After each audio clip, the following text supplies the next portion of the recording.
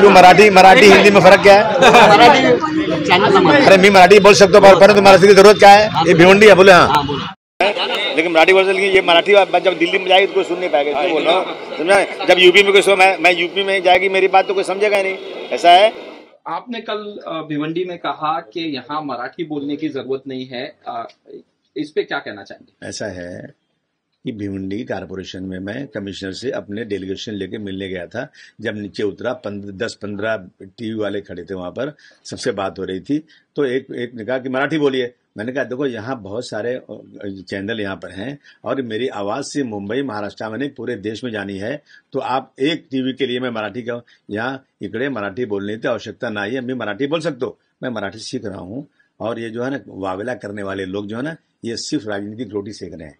मैं मराठी से मोहब्बत करता हूँ और महाराष्ट्र में रहता हूँ, महाराष्ट्र से मोहब्बत करता हूँ। आप मराठी सीख भी रहे हैं, आपने पढ़ के भी बताई मराठी, कुछ तो जरा बताइए। अरे कितना बताऊं, सबको तो सबको दिखा दिया मैंने, मराठी पढ़ रहा हूँ, पढ़ना चाहिए, मगर ये दिखाने से किसी को ये नहीं लगना चाहिए कि मैं किसी के डर से बोल रहा हूँ। देखिए मैं सुबह रोज आना, हमारे दोस्त इमरान है, हमारे टीचर हैं, वो रोज आना मुझे ऑनलाइन सिखाते हैं। और मैंने अपने स्टाफ से जो लड़के मराठी जानते हैं उनसे कहा तुम लोग मुझसे मराठी में बात किया करो, भले मैं तुमको जवाब शायद थोड़ा गलत सही दूं, लेकिन धीरे धीरे सीख जाऊंगा। देखिए घुसने को घुसने बोलते हैं, चुराने को चुराने बोलते हैं। आप देखिए ना, ये सीख रहा हूँ, ये मैं किसी के डर से कर रहा हूँ क्या?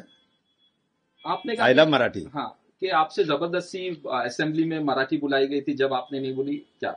नहीं, जब आती नहीं थी मुझे मराठी, मुझे मराठी आती नहीं थी। और मैंने स्पीकर से पूछा था, उन्होंने तुमको आसामी जबान भी तुम बोल सकते हो, तुमको बोलना है तो तुम जो है गुजराती जबान में शपथ ले सकते हो। तो मैं क्या किसी के डर से बोलूं क्या? हिंदी इस देश की राष्ट्रभाषा है, राजभाषा है। और हिंदी जो है हिंदी को बढ़ाने के लिए असेंबली पार्लियामेंट में एक कमेटी है जिसमें 40-45 MP होते हैं कि जितने भी सेंट्रल गवर्नमेंट काम है सब हिंदी में करो। पी चिदम्बरम का बयान आया कि जब जो 26/11 का हमला हुआ था उसके बाद पाकिस्तान पे कार्रवाई करना थी, लेकिन अंतर्राष्ट्रीय दबाव था, इस वजह से कार्रवाई पाकिस्तान पे हमने रिटेलिएट नहीं किया। क्या कहेंगे? कब तक घुटने टेकते रहेंगे हम लोग अमेरिका के सामने? इतना बड़ा वाकया हुआ और हमने सिर्फ दबाव में कोई रिटेलिएशन नहीं किया। और इतना बड़ा 26 लोग कश्मीर में मार दिए गए और हम लोगों ने अमेरिका के दबाव में काम नहीं किया।